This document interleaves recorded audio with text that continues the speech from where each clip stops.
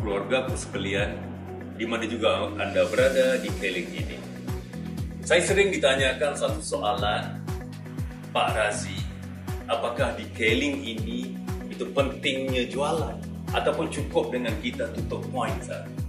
Jadi Bapak Ibu, sebenarnya apabila kalau kita menceritakan tentang bisnis, kita ceritakan tentang omset, pasti tidak lari daripada penjualan. Seringkali saya mengatakan bahawa di dalam Keling ini, sumber penghasilan kita terbesar adalah melalui penjualan kita. Kalau kita meletakkan susur atau rukun kesuksesan di Keling, yang pertama kita akan meletakkan jualan. Jadi, jualan adalah amat penting. Kalau kita menceritakan tentang jualan, Bapak Ibu, tergantung kepada para leader sekalian. Berapa Anda mau jual? Kalau Anda mampu menjual lebih daripada 1000 biji, dipersilakan. Sebab jualan adalah satu profesi yang cukup mulia. Malahan, kalau kepada umat Islam, merupakan sunnah yang dilakukan oleh junjungan besar Nabi Muhammad SAW.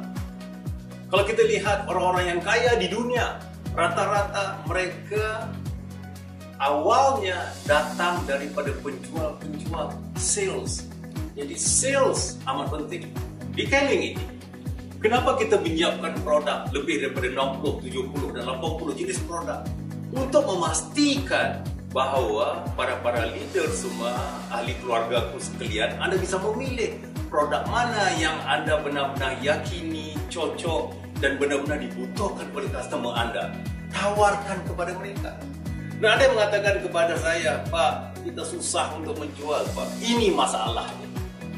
Masalahnya adalah seringkali kita akan mengatakan bahawa kita senang kepada seseorang, kita kagum dengan daya kepimpinannya. Seperti mana kalau umat Islam, salah satu pemimpin agung yang harus kita contohi adalah junjungan besar Nabi Muhammad SAW tersebut. Ataupun mungkin daripada pembisnes yang besar. Kita kagum dengan mereka. Tetapi salahnya, kita tidak mengikut cara mana mulanya mereka berhasil. Ya. Kita lihat sejarah, saya terkenang kepada sejarah Abdurrahman Auf. Saya rasa semua orang umat Islam pasti kenal Abdurrahman Auf. Sahabat Nabi yang 8 pertama memasuk Islam dan 10 sahabat yang dijamin masuk syurga. Sehingga kan Abdurrahman Auf pernah mengatakan, aku tidak tahu ya kenapa rezeki itu terus mengikut kepada aku. Sehingga kan kalau aku mengangkat batu pun pasti kelihatan ada emas dan perak di bawah batu tersebut. Kita lihat sejarahnya. Di saat perpindahan hijrah kaum Muhajirin ke Ansar, dipersaudarakan antara Muhajirin dan Ansar. Rasulullah mensaudarakan Abdurrahman bin Auf dengan Sa'ad bin Rabi. Di saat itu Sa'ad mengatakan, wahai Abdurrahman Auf, aku adalah orang yang paling kaya di Madinah ini.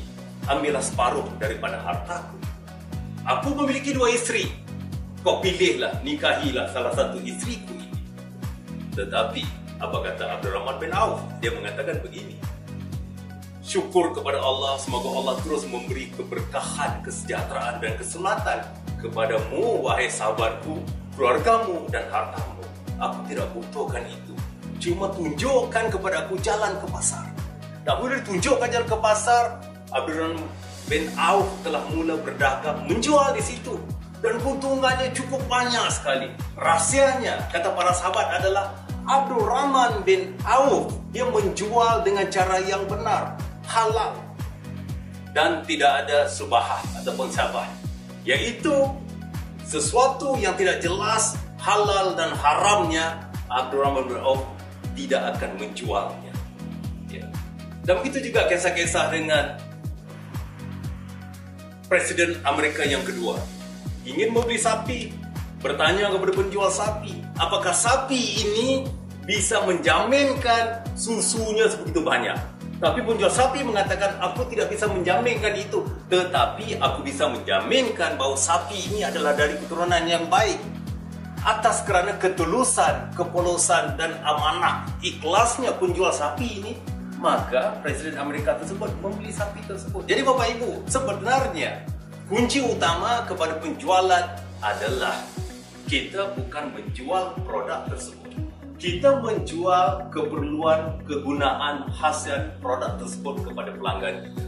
Jadi untuk itu, saya menyuruh kepada sahabat-sahabat sekalian, kalau ada daripada kalangan kita yang mengatakan bahawa sales tidak penting, itu sebenarnya tidak benar.